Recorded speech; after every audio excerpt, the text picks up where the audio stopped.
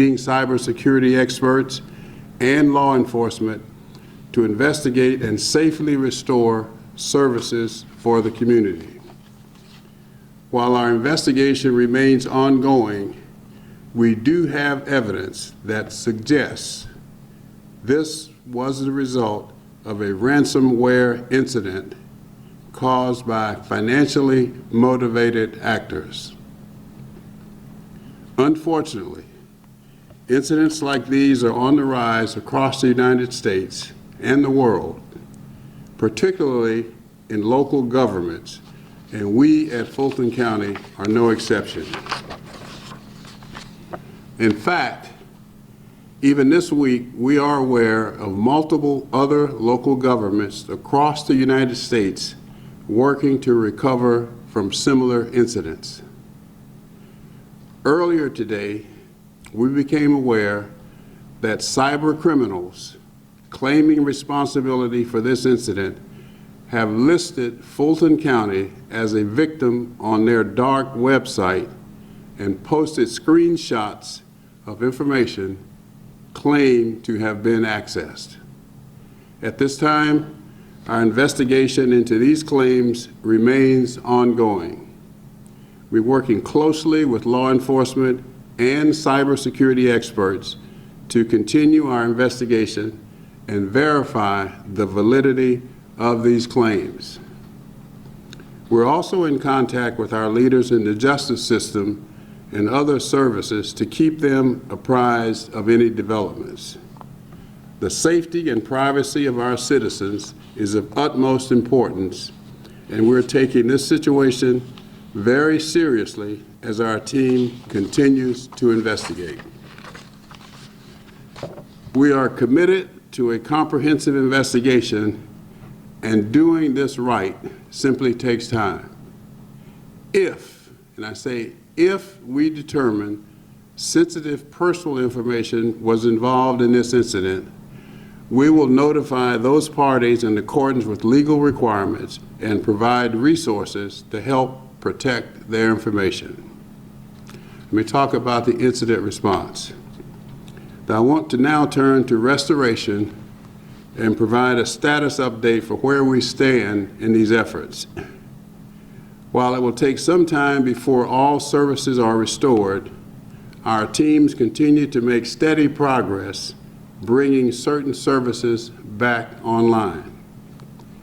We understand the challenges these outages have created for our community that relies on these services, and in particular, the challenges as a result of justice IT systems being down. We are particularly grateful to our justice leaders who have been tirelessly working to implement backup plans and workarounds in order to keep our court system functioning. I'm joined today by one of our justice leaders, Sheriff Patrick Labatt, whose operation was affected by this outage, and he has been instrumental in our response. I want to thank him for being here today. Thank you, Sheriff. Now, there is no doubt that these disruptions have created some delays in services. But as we continue to work and partner with the clerk, Shay Alexander, and all of our justice partners to maintain some level of efficiency in these services and bring these critical systems back online without further delay. Now, I also want to thank Sheriff Labatt for the work he and his employees are doing to continue jail operations while the justice IT systems are down. They quickly, under his leadership, shifted to backup processes to handle aspects of jail operations.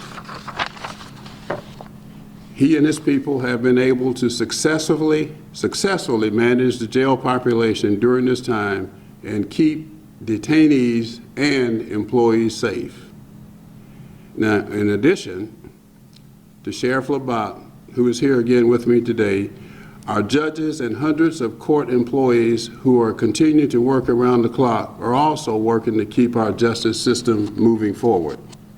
We're grateful to the public for their patience and understanding as these justice leaders strive to continue serving their community and providing these essential services in the face of adversity.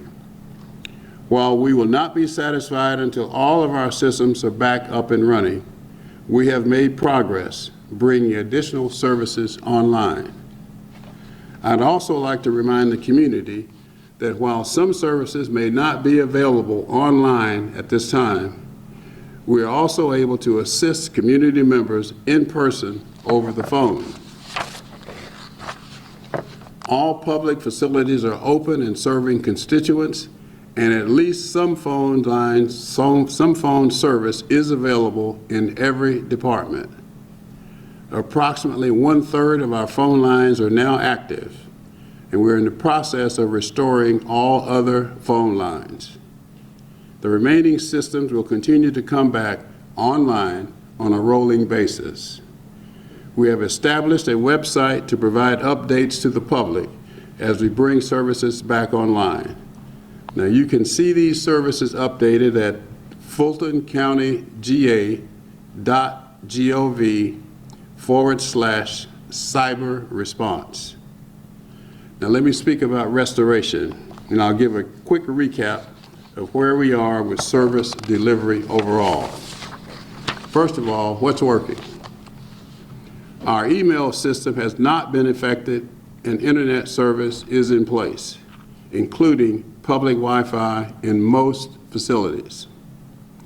All election offices are open, and election workers continue to work diligently in preparation for next month's primary elections.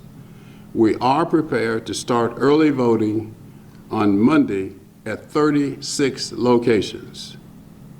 The Board of Assessors is continuing operations. They're accepting homestead exemption applications manually.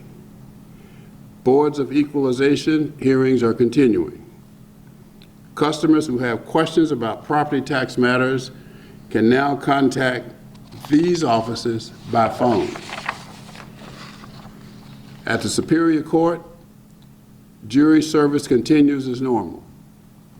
More information about jury service can be found at their website, fultoncourt.org/jurors. Our electronic warrant system is operational, and most scheduled hearings are continuing. First appearance hearings are also continuing. Our senior centers have been open throughout this incident. Our libraries are continuing to serve the public. We're continuing the important work of our behavioral health services and other community services. Now, some things that are still in progress. We're working hard to bring our property tax system back online, but at this time, we cannot process payments and some other transactions.